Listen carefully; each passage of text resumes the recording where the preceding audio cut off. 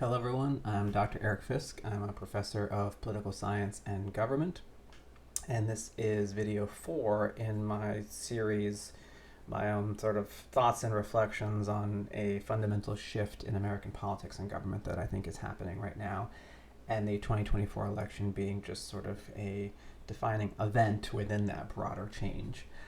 In the last video, we talked about sort of what is fascism, like as an ideology, right? What it actually is. Which I think is important because if we don't all agree on the definition, we can't have a conversation about that. And if you're one of the people who is a Trump supporter that happens to be watching this video and you heard all those definitions of fascism and you immediately started trying to sort of come up with excuses and reasons why that's not Trump, right? Like, that should be concerning for you as an individual and should sort of hopefully prompt some reflection on you and sort of what is it you're actually supporting, right? What is it you're actually fighting for here? But a lot of us after last week sort of kind of went into freak out mode, and a lot of people are sort of concerned about like what are the next 4 years going to look like. And I've seen a few people try to make the hot take that the next 4 years will be a lot like Trump's first 4 years, which is pretty ineffectual, right? Most of Trump's policies that he tried to enact crashed and burned or got thrown out by the Supreme Court or stopped by Congress, or he was stymied by his own ineptitude, right? I mean, basically his entire cabinet and staff resigned or got fired at some point in the 4 years. Really the only crowning achievement of that 4 years was the massive tax cut, which was primarily for, the upper class, and the ones that the cuts for middle class Americans expired. And so a lot of that kind of stuff, like people are like, oh, it's going to be another one of those kind of things. And I think that is a bit naive because I think the 2016 election caught a lot of people off guard, including conservatives, including a lot of policymakers and sort of people that are in that world of Washington, D.C. politics. And so nobody was really ready for that. But it's been 8 years. And I think that the people know that Donald Trump is sort of this far-right populist, meaning that he is willing to sort of take the stance of any policy that will help him get elected. And again, because that Overton window has shifted so much on certain policies, he has adopted those stances on those issues. Does he really care about them? Again, nobody really knows get in his mind. I would argue that he probably doesn't on some level. I think on some level he wanted to run for president to keep himself out of jail, right? Because all of those cases that were running against him by the DOJ are going to be dropped now that he's president. So I think on some level it was self-preservation. But the problem is that I think this time around, a lot of people have positioned themselves to take employment positions around him in the executive branch so as to influence policy in a way that they want. And this is where I think we need to have a conversation about Project 2025, which, people have said is it's the Democratic boogeyman as a way of sort of getting people out to vote. It is I think a wish list for far right, Christian nationalist, sort of fascist-like policies. But are they going to be able to enact a lot of it? And a lot of people were like, that's so far out there, that's just not going to happen. It's sort of, extreme, it's fringe. But I would say that, again, it's 2024, and we can't be that naive anymore. If you start to look at the people that Trump is appointing now, currently, and naming to be in his cabinet, to be in his administration, it is the people that are in that world of Project 2025. And all of the rhetoric that comes out of that document, he has been saying on the campaign trail for the last 4 years, because he's basically been campaigning for 4 years. So if somebody says they're going to do something, they surround themselves with people that are going to do something, they have a roadmap for doing something. So what's it going to look like then? I think that's what people are concerned about. I think the first thing that we need to know is that there's going to be a fundamental shift in the executive branch. If you're not aware, the executive branch, the president actually has 4 million people working in the executive branch. 2 million are the military, active and reservists. But there are 2 million basically civil servants in the executive branch. And a lot of people have career positions. They're civil servants. They have to apply and they get that job and then they can get fired. And there's basically one of the parts of Project 2025 is to reshape the executive branch and make a lot of those sort of middle management style bureaucratic positions appointed positions. Because those middle management kind of ones, that is a sort of a check on the power of the president in some way. And so if you get rid of those or you make them appointed positions, they now directly work for and are only appointed and keep their job because of the president. And so I think that's going to be the first thing that you're going to see, is that they're going to try to reshape the executive branch as a institution first, because that will allow them to do their things that they want to do much more easily. So what about specific policy issues? Things like abortion. Is there going to be a federal abortion ban? I don't think so. No, I don't think that even that could pass through the Congress, because again, the president doesn't do these things unilaterally. That would have to be a law, and Congress would have to draft a bill, and then the president would sign it. They had to vote on all that kind of stuff. But he doesn't need to, and I think that's the more concerning part. There's talk that he will try to use his executive powers to reinforce an already existing but ancient law called the Comstock Act, which basically will stop mifepristone, I think it's called, the medicine for medicated abortions, which is the main way that people use for abortions these days. It's not a surgical procedure, it's usually medicinal through a pill. You can stop that and anything else that would be used for an abortion, any sort of medical supplies that could be used for an abortion, from crossing state lines.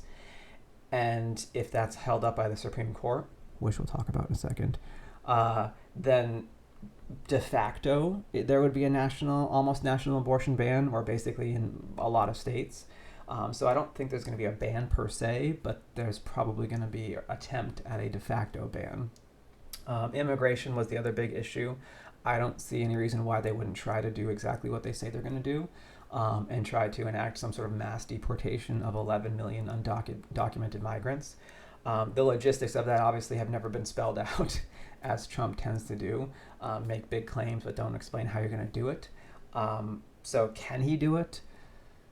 Probably not. I don't think that the parts of the executive branch, like the FBI or any other sort of domestic security forces, even National Guard, military, would be able to effectively round up that many people. So they would have to sort of enlist the help of states and sort of local police force and things like that. But that's the problem, is I think that there is now after the 2024 election, there's a ton of states that are probably saying, sure, if the president wants us to do this, we will direct our local police force to enact this national deportation effort. There may be some sort of islands of states and cities sort of resisting this, but I don't see what's basically stopping them from trying it, at least. How would that look? Is it going to be just rounding up people individually and flying them back to Mexico, even though probably 80% of them are not from Mexico? Probably. Is it going to say, a massive internment camps along the border as a way station? Possibly. But I think we're going to see a definite attempt to do that. I think more concerning on a Democratic side, I think we're going to see a lot of push to sort of restrict voting rights and increase voter suppression. Again, that's not usually a federal thing. Actually, most voting law is done at the state level. But once again, Republicans have basically swept and controlled vast amounts of levels of government across the country. And so I think in a lot of those states, you're going to see emboldened Republican-controlled governors and legislatures try to do things like that. Foreign policy, I feel bad for Ukraine, because I don't know. Obviously, Trump is very much aligned with Russia, so I don't know what's going to happen. It's going to be a little weird to start, and I don't know what exactly is going to happen with Ukraine, but I foresee when you have somebody shift their balance of power so much from supporting Ukraine, even just sort of money-wise and some military supplies and things like that, like NATO and the United States were helping to sort of like keep Ukraine just barely on board. Now, if the shift goes all the way to the other side, Vladimir Putin might feel emboldened himself to just say, all right, let's reinvigorate the offensive and just try to go for the rest of the country. Will that actually happen? I don't know, because again, the rest of the world is still involved in this part of the process, but losing America as an ally could be a huge blow to Ukraine. In Gaza, I think it's the same thing in some ways, that what little Biden was trying to maybe possibly do to sort of rein in Netanyahu in Israel is probably going to go out the window as well, and Trump would just say, sure, do whatever you want to do, I don't care. And so I think it's only going to get worse there for the people of Gaza. And then as a person of sustainability, a person that cares a lot about sustainability and climate change, I think that's another concerning issue. I think that they're basically going to, you have a group of people who deny climate change. I mean, they're going to come in and basically just roll back the Inflation Reduction Act, which actually was a climate change bill, just sort of by a different name, pull us back out of the Paris Climate Agreement, and basically give over regulation to the corporations themselves. And so I think the lasting impact on the environment and sustainability this time around is going to be felt for decades. Now, some of you might say, what about like the guardrails, right? Like, what about like the protections to stop presidents from doing these kinds of things? And again, 10 years ago, 20 years ago, I would have said, yeah, I'm with you. There's things that would keep stuff like this in check. And the one reason why I'm so concerned about all this is because those guardrails are basically gone.